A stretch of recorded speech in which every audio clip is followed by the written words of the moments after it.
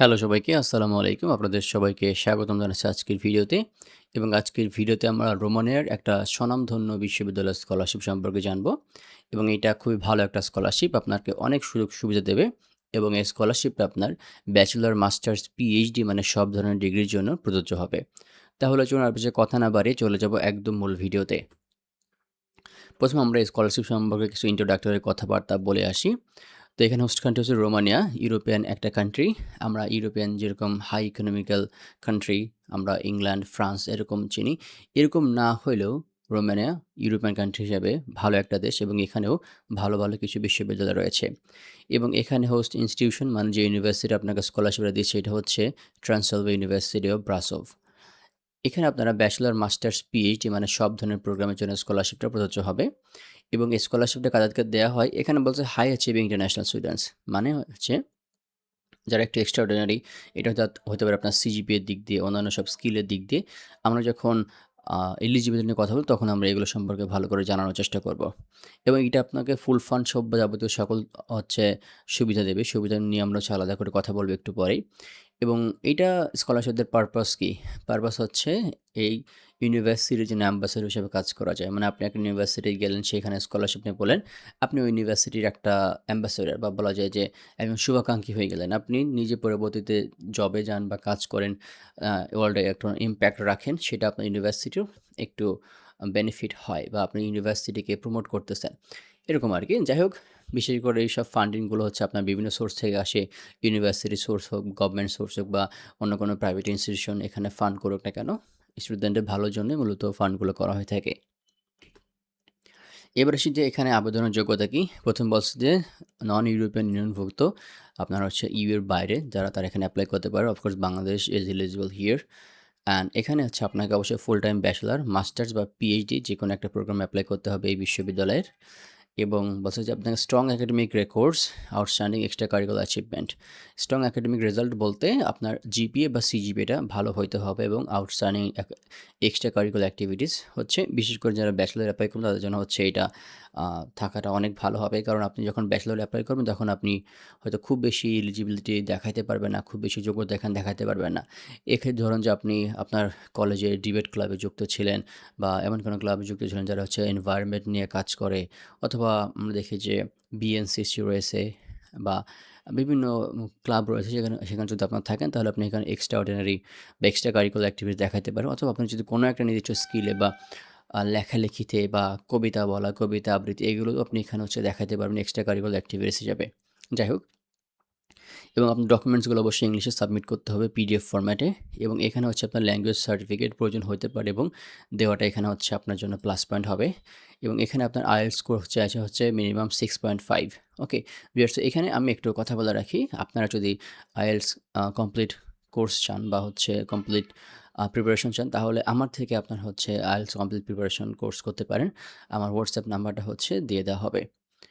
যাই হোক, তো এখানে রিনিউয়াল কন্ডিশন আছে, মানে আপনি যখন ১ম বার এপ্লাই করবেন তখন আপনাকে হচ্ছে আপনার যাবতীয় যোগ্যতা অনুসারে স্কলারশিপের বেনিফিটগুলো দেওয়া হবে। কিন্তু পরবর্তী বছর আপনি যদি একটা নির্দিষ্ট পরিমাণ সিজিপিএ ধরে রাখতে পারেন তাহলে কিন্তু পরবর্তী বছর আপনি একই বেনিফিট পাবেন, অর্থাৎ আপনাকে সব সুবিধা দেয়া হবে। এবং বলা হয়েছে যে কী, কী ডকুমেন্টস এখানে প্রয়োজন হবে। একটা কমপ্লিট সিভি প্রয়োজন হবে এবং এখানে অবশ্যই আপনার অ্যাচিভমেন্টগুলো হচ্ছে হাইলাইট করে দিতে হবে। কারণ একজন স্টুডেন্ট হিসেবে আমরা হয়তো সেরকম এক্সপিরিয়েন্স, জব এক্সপিরিয়েন্স দেখাতে পারবো না। কিন্তু আপনার অ্যাচিভমেন্ট, আমি একটু আগে বললাম যে আপনি বিভিন্ন এক্সট্রা কারিকুলার অ্যাক্টিভিটিতে যুক্ত ছিলেন সেগুলো দেখাতে পারেন, অথবা আপনি কোনো একটা ক্ষেত্রে কোনো পুরস্কার পাইছেন, অ্যাওয়ার্ড পাইছেন, সেগুলো আপনি এখানে ভালো করে দেখাতে পারবেন। একটা মোটিভেশন লেটার প্রয়োজন হবে যেটা হচ্ছে ম্যাক্সিমাম ১ পেজের হবে। ৩ টা রিকমেন্ডেশন লেটার প্রয়োজন হবে। আপনি যদি ব্যাচেলর অ্যাপ্লাই করেন তাহলে আপনি আপনার কলেজের প্রিন্সিপাল এবং আপনার গ্রুপের বা আপনার সায়েন্স হন বা কমার্স, আর্টস যেটা হন না কেন, আপনার ওই গ্রুপে ২ জন টিচার থেকে নিতে পারবেন। ওকে? অ্যান্ড আপনি এখানে সার্টিফিকেটের কথা বলছি, এখানে ব্যাচেলর সার্টিফিকেট বা প্রভিশনাল সার্টিফিকেট এখানে দেখাইতে পারবেন। সরি, দেখাইতে হবে আরকি। এবং সব ফাইল হচ্ছে পিডিএফ এবং ইংলিশ ভার্শনে হচ্ছে স্কলারশিপ পোর্টালে আপলোড করতে হবে। এবার আসি যে সবচেয়ে অ্যাট্রাকটিভ জিনিস, যে এখানে আপনার কী, কী বেনিফিটস পাচ্ছেন। সম্পূর্ণ টিউশন ফি কভার করা হবে। মানে আপনাকে ইউনিভার্সিটির কোনো প্রকার টিউশন ফি দেওয়া হবে না এবং তার মধ্যে রেজিস্ট্রেশন ফি বা গ্র্যাজুয়েশন যত ফি আছে সব ফি আপনার জন্য একদম ফ্রি। এবং এখানে অ্যাকোমোডেশনের কথা বলছে, ইউনিভার্সিটি হল বা ডরমিটরিতে আপনি ফ্রিতে থাকতে পারবেন, খেতে পারবেন। এটা ফ্রি এবং বাংলাদেশের মতো হলের মতো এরকম ফ্যাসিলিটি না, তার চেয়ে অনেক ভালো ফ্যাসিলিটি থাকবে এখানে। অর্থাৎ আপনি খুব ভালো পরিমাণ ভালোভাবে থাকতে পারবেন এবং প্রতি মাসে আপনাকে একটা অ্যামাউন্ট বা বৃত্তি দেয়া হবে, যেটার USD হচ্ছে ১৭০ এবং লেই মানে হচ্ছে সম্ভবত রোমানিয়ার কারেন্সি ৮০০ লি। তো অনেকে মনে করতে পারেন এটা খুবই কম। দেখেন এখানে আপনাকে হচ্ছে ফ্রিতে অ্যাকোমোডেশন থাকার খরচ তারা দিচ্ছে। তো সেহেতু এই এক্সপেন্সটা আপনি স্টাডি ম্যাটেরিয়ালস কেনা বা পার্সোনাল এক্সপেন্স এর জন্য ব্যবহার করতেই পারেন, কোনো সমস্যা নাই। এবং আপনাকে স্কলারশিপটা দেওয়া হয় ব্যাচেলরে ফুল প্রোগ্রাম পর্যন্ত, মাস্টার্সেও ফুল প্রোগ্রাম, পিএইচডি ফুল প্রোগ্রামস। মানে যতদিন আপনি পড়াশোনা করবেন ততদিন আপনার হচ্ছে ডিগ্রিটা চলবে, ততদিন আপনি হচ্ছে স্কলারশিপটা পাইতে থাকবেন। তবে নট কাভার্ড যেগুলো হচ্ছে এটার মধ্যে নাই, ইন্টারন্যাশনাল ট্রাভেল আপনার দেশ থেকে বা বাংলাদেশ থেকে রোমানিয়া যাওয়ার যে বিমানের টিকিটের খরচ, এটা আপনাকে দেওয়া হবে না। ভিসা ফি এবং এক্সট্রা কিছু যে পার্সোনাল এক্সপেন্স থাকে সেগুলো কিন্তু আপনাকে দেওয়া হবে না। এগুলো মাথায় রাখবেন। এবার যদি এপ্লাই কেমনে করবেন? আগে আপনি অবশ্যই ইউনিভার্সিটির ওয়েবসাইটে যাবেন। সেখানে আপনি প্রোগ্রামগুলো দেখবেন। আপনি যদি ব্যাচেলর এপ্লাই করতে চান তাহলে ব্যাচেলরের কোন বিষয় নিয়ে এখানে পড়া যায় আপনি দেখবেন এবং পছন্দ করবেন যেটা আপনার সাথে যায় এবং দেখবেন সেখানে আবেদনের যোগ্যতা কী? এলিজিবিলিটি দেখবেন। ওকে? এবং যে ডকুমেন্টসের কথা আমরা একটু আগে বললাম সেই ডকুমেন্টসগুলো আপনি হচ্ছে রেডি করবেন এবং আপনাকে হচ্ছে এখানকার যে অনলাইন অ্যাপ্লিকেশন পোর্টাল রয়েছে সেখানে আপনাকে হচ্ছে যাবতীয় সকল ইনফরমেশন পূরণ করে এবং ডকুমেন্টসগুলো আপলোড করে এপ্লাই করতে হবে। এবং এইটার লিঙ্কটা আপনাদেরকে আমি ডেসক্রিপশন বক্সে দেওয়ার চেষ্টা করব। সেখানে আপনারা হচ্ছে লিঙ্কটা পেয়ে যাবেন। এবং ডেডলাইন আগে হচ্ছে আপনাকে এপ্লাই করতে হবে। ডেডলাইন সম্পর্কে একটা কমপ্লিট স্লাইড আছে, আমরা একটু পরেই জানব। এবং যদি আপনি সিলেক্টেড হন প্রি স্ক্রিনের মাধ্যমে তাহলে তারা হচ্ছে আপনাকে ইনস্ট্রাকশন দেবে যে কীভাবে আপনি হচ্ছে অ্যাডমিশনের জন্য আগাইতে পারেন। ওকে?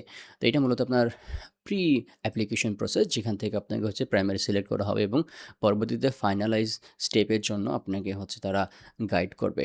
ওকে? তো এবার আসি কিছু ইম্পর্টেন্ট ডেডলাইন নিয়ে। এখন হচ্ছে অ্যাপ্লিকেশনে চলতেছে সাধারণত ২০শে ফেব্রুয়ারি থেকে ১০ এপ্রিল পর্যন্ত চলে থাকে। অ্যাপ্লিকেশনটা এই প্রসেসটা এখন চলতেছে এবং ইভ্যালুয়েশন করে, মানে আপনার ডকুমেন্টসগুলো এবং রিকোয়ারমেন্টসগুলো তারা দেখে ১৩ এপ্রিল থেকে ১৮ মে এই সময় পর্যন্ত অ্যাপ্রুভ করা হবে হচ্ছে ১১ মে থেকে ২৫ মের মধ্যে এবং রেজাল্ট দেওয়া হবে ২৭ মের দিকে বা মের লাস্টের দিকে আপনাকে হচ্ছে দেওয়া হবে। যারা সিলেক্ট হবে তাদেরকে দেওয়া হবে এবং এখানে এপ্লাই করার লাস্ট ডেট হচ্ছে ১০ এপ্রিল, আমি একটু আগে এখানে বলছি এবং অ্যাপ্লিকেশনটা বর্তমানে চলতেছে। এইজন্য আপনারা একটু কুইকলি এপ্লাই করার চেষ্টা করবেন। কিছু টিপস এখানে দেওয়া আছে, যদিও অধিকাংশ টিপস আমি আগেই বলে ফেলছি এখানে। এখানে বলা আছে যে make your CV achievement focus, যার মধ্যে আপনি গ্রেড রাখতে পারেন, প্রজেক্ট রাখতে পারেন, লিডারশিপ রাখতে পারেন, ভলান্টিয়ারিং অ্যাক্টিভিটিস, কম্পিটিশনে আপনি কোনো প্লেস দখল করলে বা আপনার পাবলিকেশন থাকলে আপনি এখানে দেখাতে পারেন। দেখেন ব্যাচেলরের ক্ষেত্রে হচ্ছে আপনাকে আগেই বলছি যে সিজিপিএ ছাড়া এক্সট্রা কারিকুলার অ্যাক্টিভিটিস দেখাতে হয়। মাস্টার্স পিএইচডির জন্য আপনাকে সিজিপিএ ছাড়াও বা জিপিএ ছাড়াও আপনাকে হচ্ছে রিসার্চ এক্সপিরিয়েন্স দেখাতে হয়।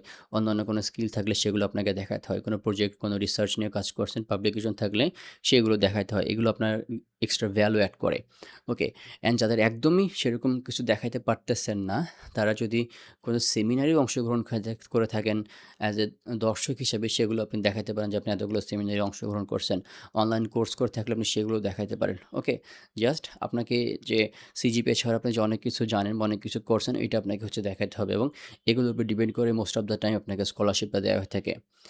এবং আপনাকে ১ পেজের মোটিভেশন লেটার দিতে হবে ডকুমেন্টসের মধ্যে, যার মধ্যে আপনি কেন ইউনিভার্সিটিতে যাচ্ছেন, কেন আপনার এই প্রোগ্রামটা চুজ করছেন এবং কেন আপনার স্কলারশিপটার প্রয়োজন হবে, এইসব কেনর উত্তর দিতে হবে আপনাকে এই মোটিভেশন লেটারের মধ্যে।